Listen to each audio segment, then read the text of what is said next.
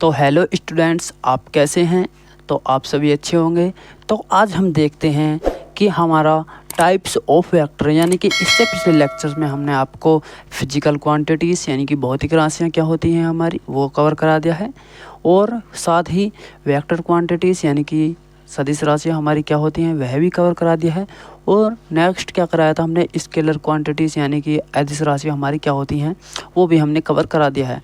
तो आप जिस किसी ने वह वीडियो नहीं देखी है तो आप पहले जा कर के उसे देख लीजिएगा। तो आज हम इस लेक्चर्स में कराने वाले हैं टाइप ऑफ वेक्टर, यानी कि टाइप वेक्टर हमारे क्या होते हैं।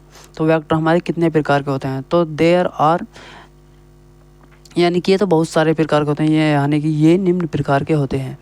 तो जिसमें से हमारा पहला जो रहेगा वो रहेगा हमारा पैरेलल वेक्टर, यानी कि समांतर सदिश। समांतर सदिश को ही हम और क्या बोलते हैं, इसे इक्वल वेक्टर भी बोलते हैं। तो इसे हम क्या बोलते हैं, इक्वल वेक्टर भी बोलते हैं। यहाँ पे लिख लेंगे और इक्वल वेक्टर,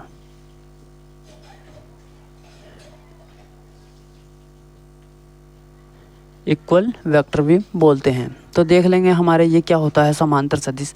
तो वे वेक्टर जो सेम मैग्नीट्यूड एंड हमारी क्या रखते हैं, सेम डायरेक्शन रखते हैं, तो उन्हें क्या बोलते हैं हम, इक्वल वेक्टर या फिर पैरेलल वेक्टर कहते हैं। तो जिसमें से सबसे पहले देखते हैं हम, तो वे वेक्टर जो सेम मैग्नीट्यूड क्या रखते हैं, हमारा सेम मैग्नीट्यूड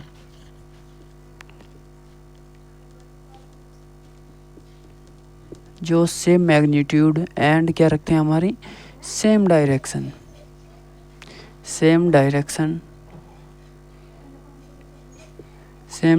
रखते हैं उन्हें क्या बोलते हैं हम, उन्हें पैरेलल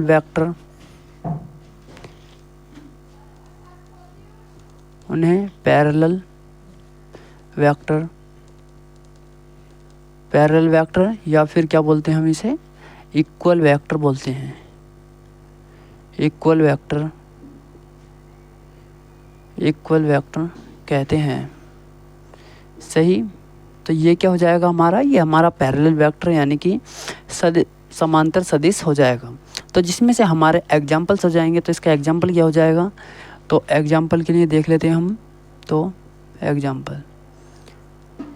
एग्जाम्पल में हो जाएगा हमारा ए वेक्टर और अपॉन में क्या हो जाएगा हमारा आर वेक्टर।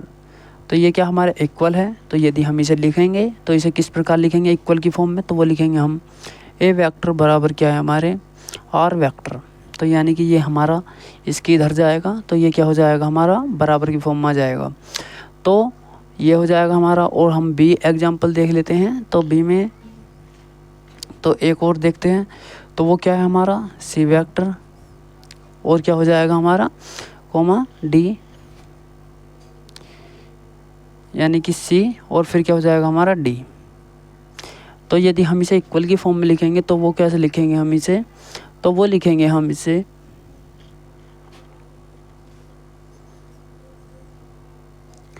सी वेक्टर बराबर किसके हमारे डी वेक्टर के, किसके डी वेक्टर के।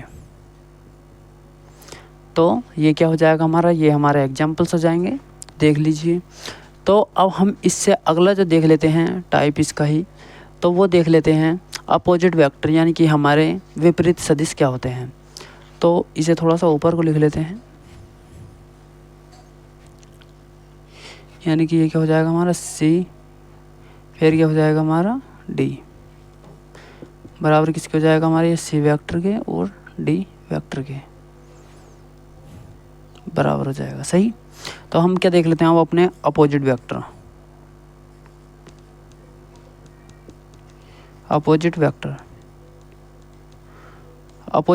में क्या बोलते हैं हम इसे हम क्या बोलते हैं विपरीत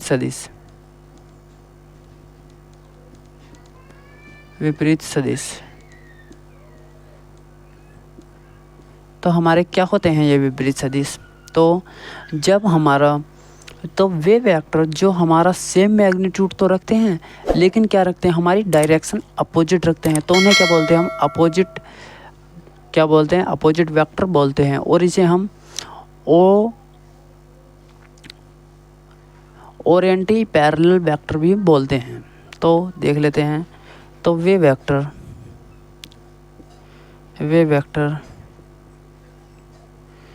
जो क्या रखते हैं, हमारा सेम मैग्नीट्यूड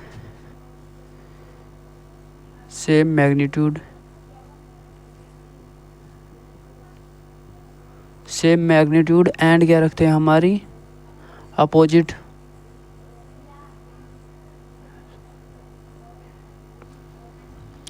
डायरेक्शन रखते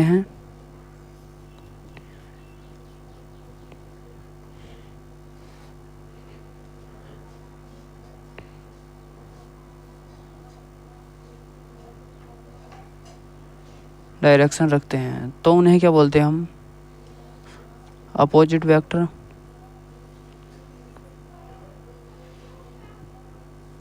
वेक्टर कहते हैं। तो इन्हें हम अपोजिट वेक्टर को क्या बोलते हैं हम,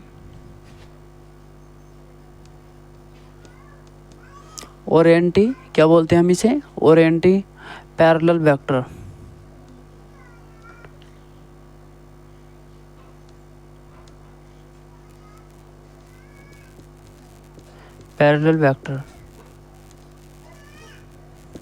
सही। तो अब हम इसके एग्जाम्पल देख लेते हैं। तो हमारा एग्जाम्पल में क्या हो जाएगा, तो एग्जाम्पल में तो जैसे कि हमारा ए वेक्टर हो जाएगा, तो ए वेक्टर की डायरेक्शन आगे को रहेगी और बी वेक्टर क्या रहेगी, इसके खास अपोजिट रहेगी, तो ठीक दूसरी ओर रहेगी। तो ए वेक्टर बराबर में क्या हो जाएगा हमारा, बी वेक्टर। तो ये क्या हो जाएगी हमारी, ये हमारी इसकी डायरेक्शन हो जाएगी। या फिर हम इसे इस प्रकार भी लिख सकते हैं। तो ये वेक्टर हमारा इधर को जाएगा, तो ये माइनस का बी वेक्टर, तो ये हमारी इस प्रकार हो जाएगी। तो देख लीजिए, आप इसका स्क्रीनशॉट ले लीजिए जब तक हम थोड़े साइड हो जाते हैं। तो आप सभी ने इसका स्क्रीनशॉट ले लिया होगा। तो अब हम अपना नेक्स्ट देखते हैं। तो हमारा नेक्स्ट वेक्टर कौन सा हो जाएगा, वो हो जाएगा हमारा यूनिट वेक्टर, एकांक सदिश। वो कौन सा हो जाएगा हमारा, यूनिट वेक्टर, जिसे क्या बोलते हैं हम, एकांक सदिश बोलते हैं।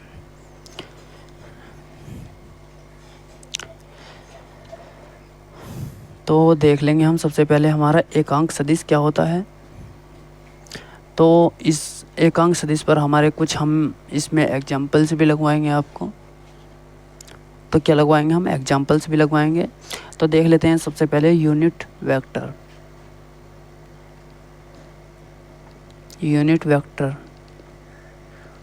यानी कि एकांक सदिश।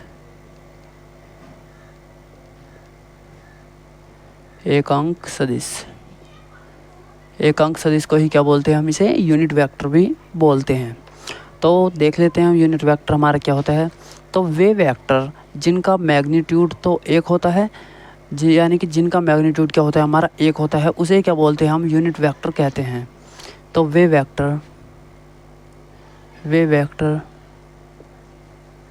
वेक्टर जिनका मैग्नीट्यूड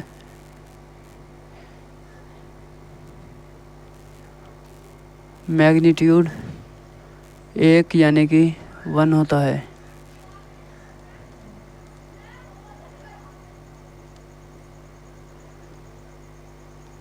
उसे क्या बोलते हैं हम, यूनिट वेक्टर बोलते हैं।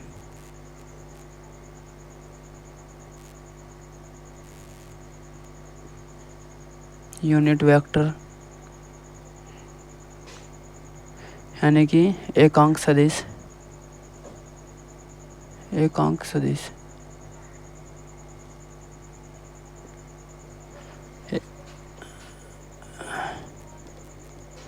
कहते हैं सही।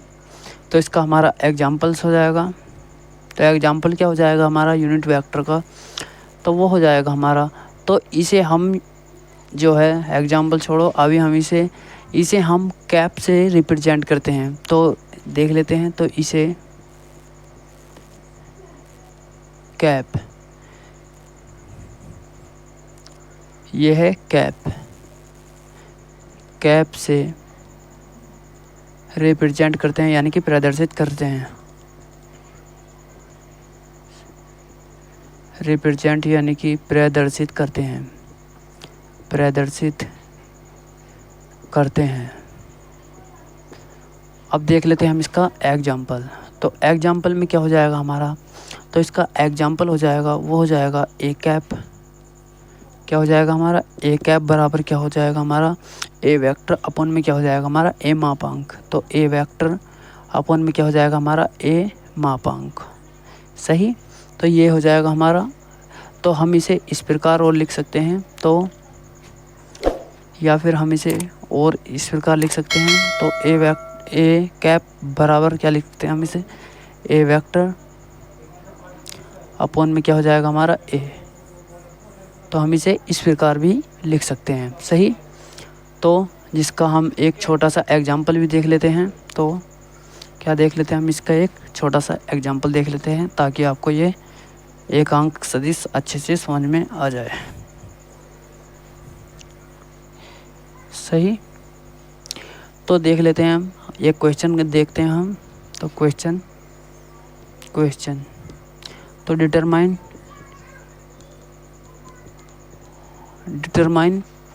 द यूनिट वेक्टर ऑफ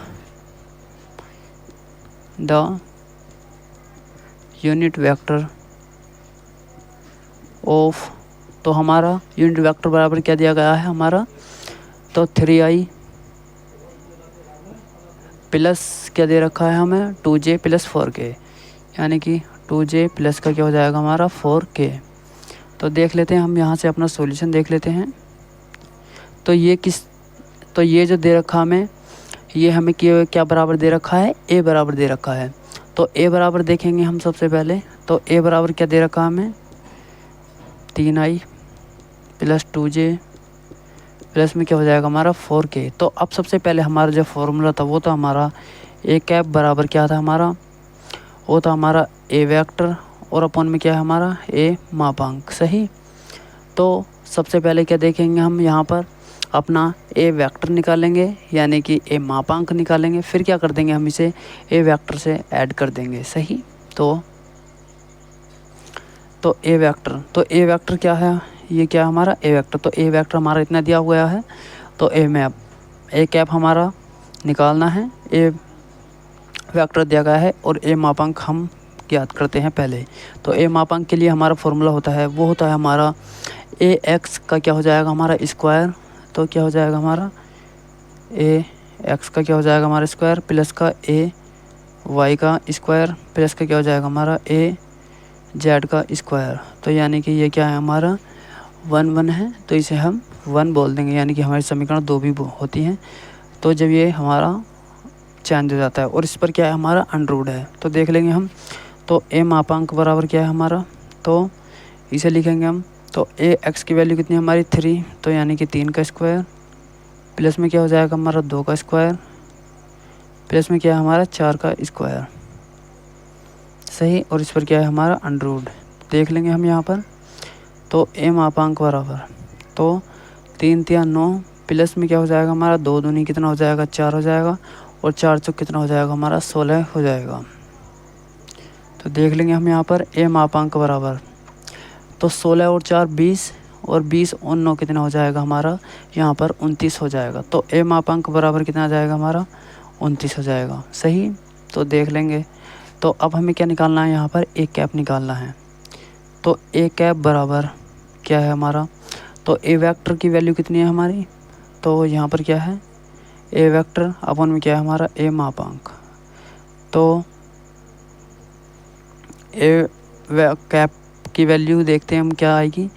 तो सबसे पहले हम ए वेक्टर की वैल्यू डालते हैं, कितनी है हमारी 3i प्लस का क्या है हमारा 2j प्लस का क्या है हमारा यहाँ पर 4k और अपन में क्या है हमारा, तो ये आ गया हमारा अंडरवुड 29।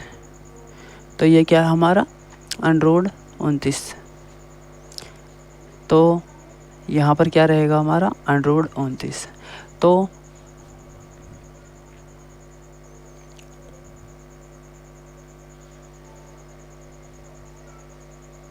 और यदि हम इसे मापांक हटाएंगे तो ये क्या हो जाएगा हमारा अंडर रूट से बाहर निकल आएगा, सही।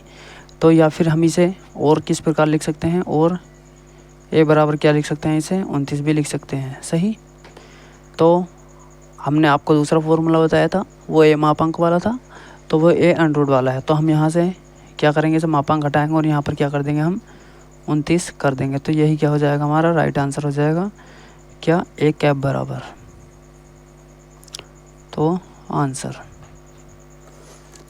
देख लीजिए, आप इसका स्क्रीनशॉट ले लीजिए।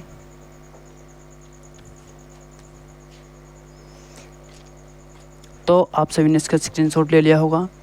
तो यदि आप सभी को यह वीडियो पसंद आए तो वीडियो को लाइक और चैनल को सब्सक्राइब करना ना भूलें। यदि आपको इन सभी की पीडीएफ भी चाहिए तो पीडीएफ के लिए Telegram channel PCM by Pradeep sir को ज्वाइन कर सकते हैं, जिसका लिंक आपको इसी वीडियो के डिस्क्रिप्शन बॉक्स में मिल जाएगा।